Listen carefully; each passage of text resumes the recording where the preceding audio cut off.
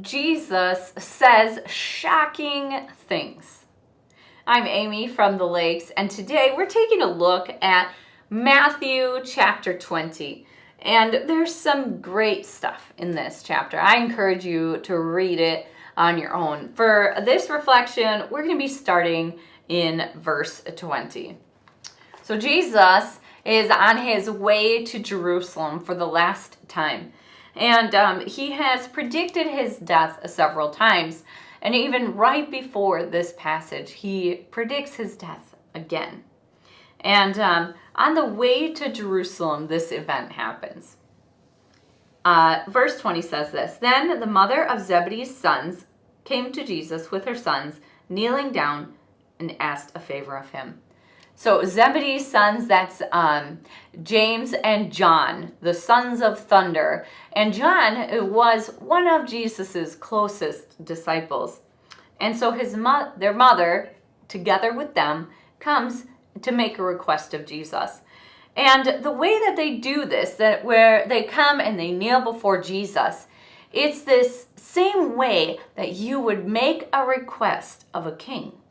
And so just in this first action, they're stating with their body language and what they're asking that they recognize that Jesus is the promised king of Israel.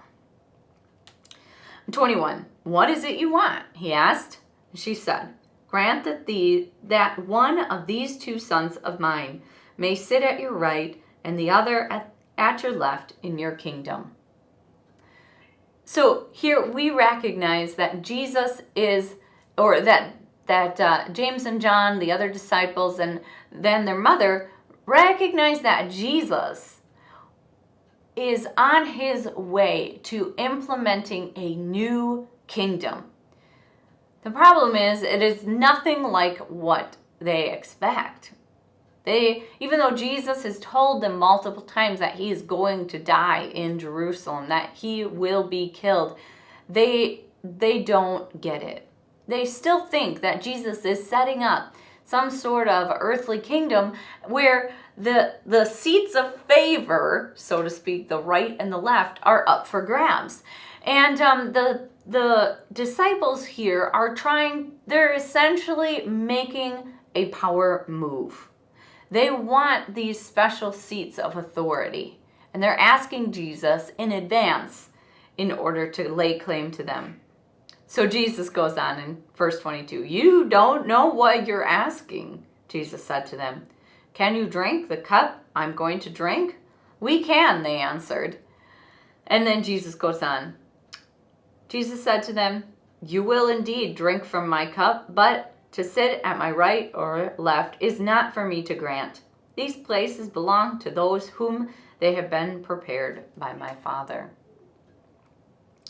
Then when the 10 heard about this, they were indignant with the two brothers. So here's where you really find out that was a power move by James and John, right?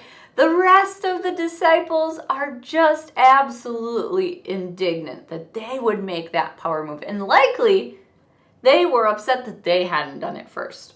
But regardless, Jesus called them together and said, You know that the rulers of the Gentiles lord it over them, and their high officials exercise authority over them. Not so with you. Instead, whoever wants to become great among you must be your servant, and whoever wants to be first must be your slave. Just as the Son of Man did not come to be served, but rather to serve, and to give his life as a ransom for many. Jesus is saying, you need to understand that things are different in my kingdom.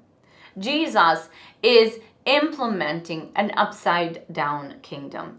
He would conquer death by dying. If you want to be great, you must serve. You see, Jesus, what he is saying here is absolutely shocking.